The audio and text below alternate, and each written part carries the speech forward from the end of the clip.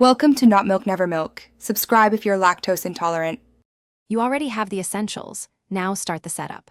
First, install the NET SDK and confirm .NET version in your terminal so tools can target the runtime. Next, install Visual Studio Code and restart it so extensions load cleanly. Once done, open a new folder for your project. That keeps files organized and avoids workspace confusion. Make sure the terminal path matches your folder before creating a project, because consistent paths prevent later build errors.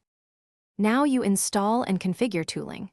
Add the CHash extension, OmniSharp, plus the optional CHash dev kit to get IntelliSense, refactoring, and project management features.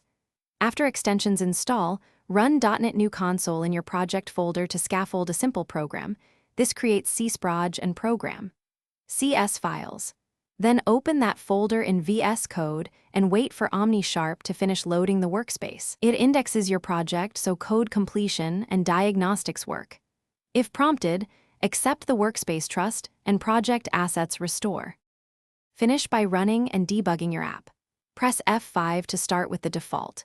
NET launch configuration. Set breakpoints in program.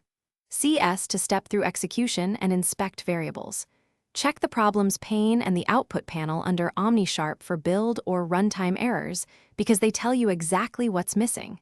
If something still fails, restart OmniSharp from the command palette or reinstall the CHash extension. That resolves most extension or indexing bugs. If the SDK version mismatches, switch global, JSON, or install the matching SDK. Thanks for watching. If this was helpful, leave a like and consider subscribing. See you next time.